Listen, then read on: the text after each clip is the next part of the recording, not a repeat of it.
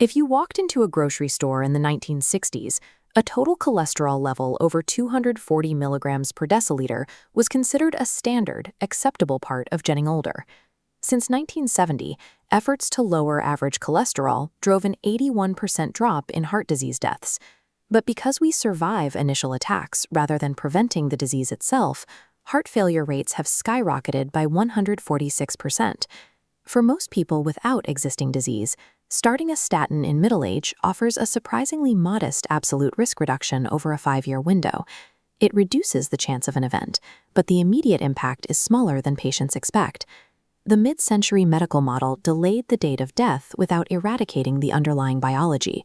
We traded sudden mortality for chronic management, leaving a population statistically normal but biologically ill. Today, a total cholesterol level of 197 milligrams per deciliter is the U.S. average. We call this normal, but in a modern industrialized society, this so-called normal baseline is actually a state of active, hidden disease progression. True biological health looks very different. Human neonates, newborn babies, naturally maintain ultra-low LDL ranges between 30 and 70 milligrams per deciliter.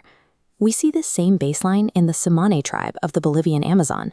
Their mean LDL is roughly 91 milligrams per deciliter, and they have the lowest rates of coronary atherosclerosis ever recorded in a human population. Despite chronic inflammation from parasites, an 80-year-old Tsimane has the arterial age of a 50-year-old American. This suggests that atherosclerosis isn't an inevitable part of aging or general inflammation. It requires crossing a specific lipid threshold, a threshold that nearly every Westerner exceeds. To understand why, we have to look at the response to retention mechanism. Atherosclerosis begins when lipid particles crash into the artery wall, slip through the lining, and get trapped in the biological matrix inside.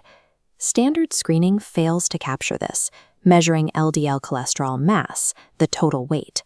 A few heavy particles can weigh the same as a massive swarm of tiny ones, though the larger swarm has many more chances to get stuck in your arteries. This is why we are moving toward measuring Apolipoprotein B, or ApoB. Every single dangerous particle carries exactly one ApoB protein, allowing doctors to count the exact dose of danger entering the arterial wall. This reveals metabolic discordance. In people with insulin resistance, the liver produces vast numbers of small, dense LDL particles. These particles are particularly hazardous because they penetrate the artery wall more easily and oxidize faster than larger ones. For a patient with metabolic dysfunction, a normal LDL-C score is often a dangerous illusion that masks a high ApoB particle count. Beyond diet and metabolic health, we are now entering the genetic frontier of risk assessment. Lipoprotein A, or Lpa, is a highly atherogenic particle that affects 1.5 billion people globally.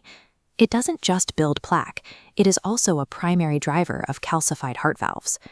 Lpa levels are roughly 90% determined by your genetics. This means they are almost entirely immune to daily exercise, to heart-healthy diets, or traditional statin therapy. For millions of people, lifestyle alone cannot stop heart disease. Survival for them requires a medical strategy that can directly address their genetic code. Modern cardiology is moving away from assessing risk only when a patient hits middle age. Waiting until age 55 to intervene often means waiting until the structural damage to the arteries is already permanent.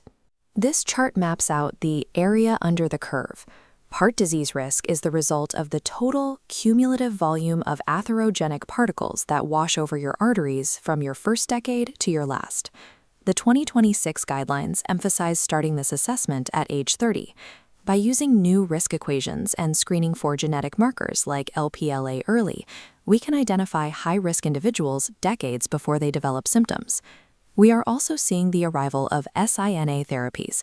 These are injectable drugs that target the LPA gene directly to stop the production of LPLA particles at the source. The goal is primordial prevention, maintaining neonate-like lipid levels throughout an entire adult life. By managing our biology from the start, we can turn the world's leading cause of death into a rare, preventable anomaly.